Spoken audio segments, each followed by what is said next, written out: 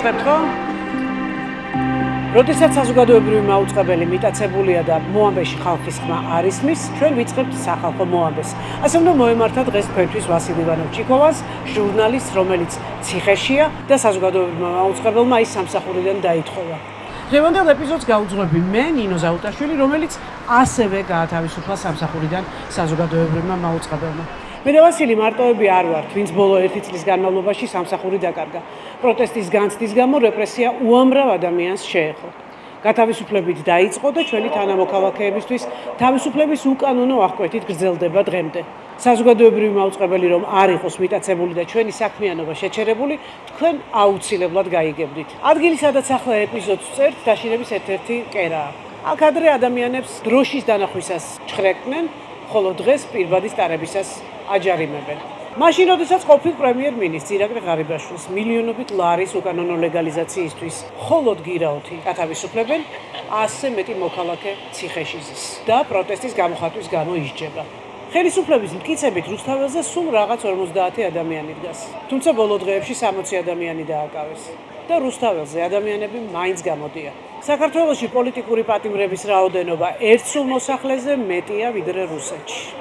ზიამაღლობელ სილის გაწმისთვის 2 წელი მიესაჯა. ლუკას ირაძისთვის ჩვენების იძულების ბრალდებით დაკავებული გამომძიებელი ციხიდან 1 წელსა და 7 თვეში გათავისუფლდა. 15 წლის ლუკას ირაძის მიმართ ჩვენების იძულებისთვის მსჯავრდებულმა გამომძიებელმა მარიანა ჩოლოიანმა პენიტენციური დაწესებულება დატოვა. ადვოკატის განცხადებით, ეგრეთ წოდებული უდოს კომისიის გადაწყვეტილებით ჩოლოიანი პირობით ვადამდე გათავისუფლდა. გადაწყვეტილებას არ ეთანხმება დაღუპული ლუკას ირაძის ოჯახი.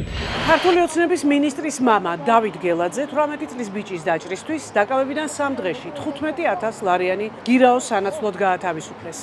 დავით გელაძე სწორედ ის შინაგან საქმეთა სამინისტროს მაღალჩინოსანია, რომელმაც 26 მაისს 18 წლის გიგისვანს ყიფშიძის ქუჩაზე ჯერ თავში ესროლა, შემდეგ კი მხარში დაჭრა. 11 დემონსტრანტს, რომელთაც წარდგენილი ბრალი არ დაუნტკიცდათ, 2 წელი მიესაჯათ. აფხაზეთიდან დევნილ 71 წლის აზაჩი ლაჩავას აქციაზე პირბადის ტარებისთვის სიტყვიერი შენიშვნა გამოუცხადეს. მე რასაბაშერე, მე პროტესტი მარშენ, დევნილი მარ, რომელსაც ოთახი არ გამაჩნია დღემდე. მე ხვალას როდაა მიჭირო მაინც. რუსეთი ოკუპანტია, მე არასდროს არ დავდგები ამად მხარეს. აზა აფხაზეთიდან დევნილია, რომელმაც აფხაზეთში ოკუპანტების მიერ მოკლული ქართველი ჯარისკაცი საკუთარი ხელით დამარხა. მას დღემდე არ მიუღია ბინა სახელმწიფოსგან და შემწეობის სახით 45 ლარს იღებს. მილიონერმა დეპუტატმა ირაკლი კვირცხალიამ აზას შეუგნებელი უწოდა. საქართველოში 2024 წლიდან მოყოლებული აქციებზე 300-მდე ადამიანია დაკავებული. ქართულმა ოცნებამ ციხეში ჩასვა ჟურნალისტები, ექიმები, მწერლები, მსახიობები, 60 წელს გადაცილებული პენსიონერები, სტუდენტები. ყველა პოლიტიკური გადაწყვეტილების ძევალია. ამასთან არ დაუკავებიათ და არ დაჟილა არც ერთი პოლიციელი, სპეცრაზმელი, ან ეგრეთ წოდებული ტიტუშკა, ვის დარბევებსა და მომიტინგეებზე თავდასხმაში იღებდა უშუალო მონაწილეობას. პოლიცია ადგილზე არ არის. ხელისუფლებამ გამოიყენა დაშინების ყველა მექანიზმი. ადამიანებმა დაკარგეს სამსახურები, შემოსავლის წყარო და არიან უკანონო პატიმრობაში. და მიუხედავად ყველაფრისა, საპროტესტო ტალღა უკვე 1 წელია გრძელდება. ჩვენთვის საინტერესოა, რას ფიქრობენ ადამიანები ამ რეპრესიებზე, როგორია მათი მოსაზრება და რას ფიქრობენ საერთოდ, რატომ დადის ხალხი საპროტესტო აქციებზე. ჩვენ დღეს თავისუფლების მოედანზე მოვედით იმისთვის, რომ კითხოთ ხალხს.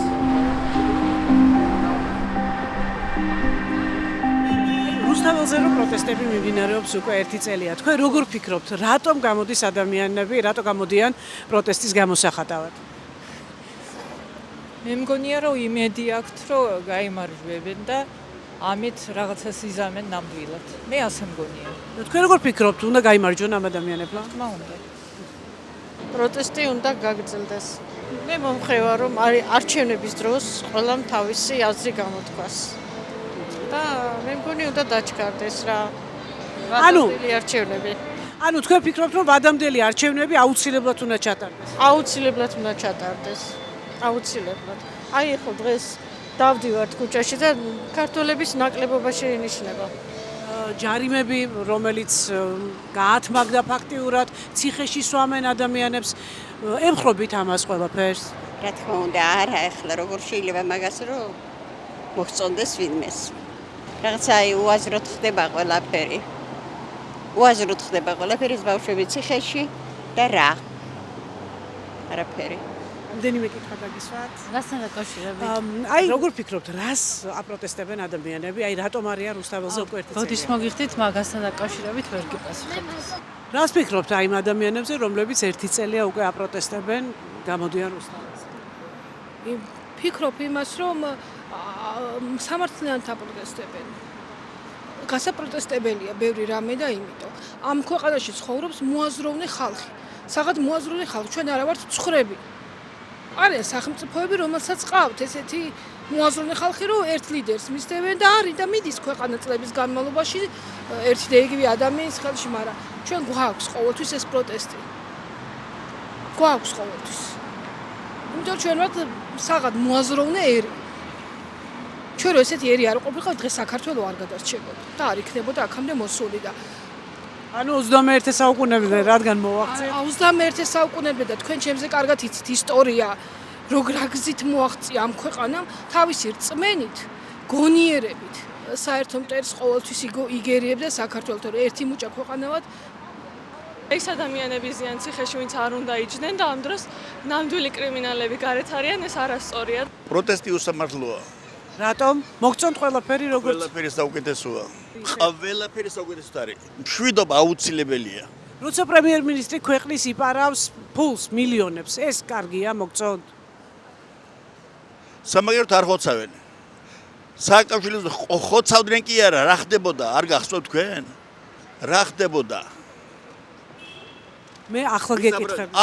ახლა საუკეთესო ცხოვრებაა. პროტესტი, როცა შვილი უცხადეს პროტესტს მშობლებს, ის ოჯახი ინგრევა.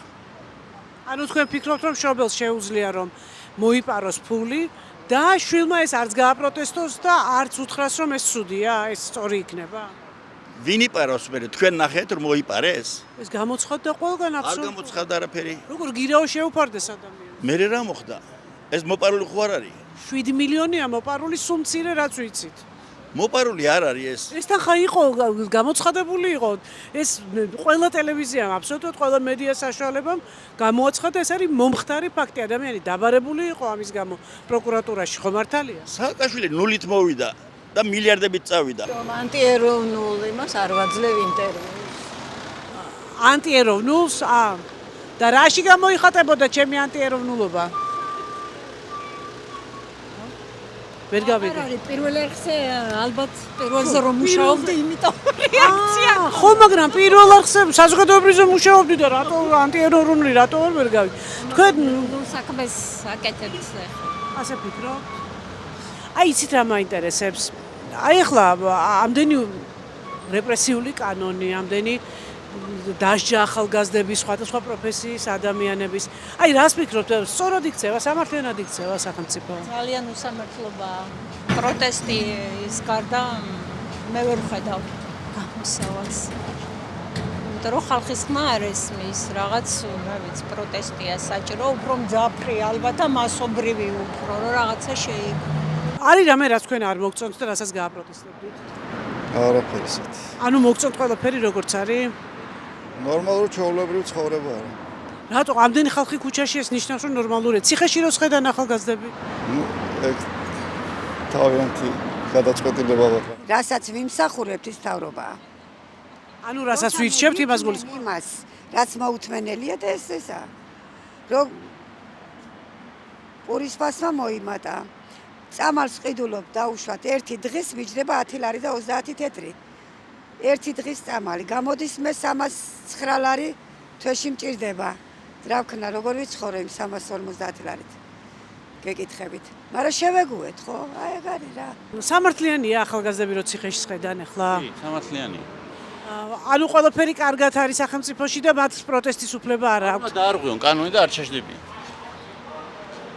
აი ეს ადამიანები, რომლებიც დღეს ციხეში შედან, სამართლიანად. არა, რას ამბობთ? არა, რას ამბობთ? სოლიდარობას უცხადებ და რა ვქეთს ვიხრი იმ ხალხის. აი მშობლები. არ ვიცი, აი ნერვიულად. არაფერი საერთოდ არ ხდება სამართლიანი ამ ქვეყანაში. აი არ ვიცი, მომავალი ჩვენი რა არის. უკვე ისე მეშინია, რომ მე არ ვიცი ეს ბავშვები სად უნდა გაიზარდნენ და რა, აი რას უნდა ველოდოთ, აი სულ არესი და არ ვიცი ეს რა არის. დიდი მადლობა. სამწუხაროდ. მადლობთ. ეს იყო სახალხო მოამბე თავისუფლების მოედნიდან, შემდეგ ეპიზოდს კვლავ ვასილ ივანოვ-ჩიკოვანი წარუძღვება.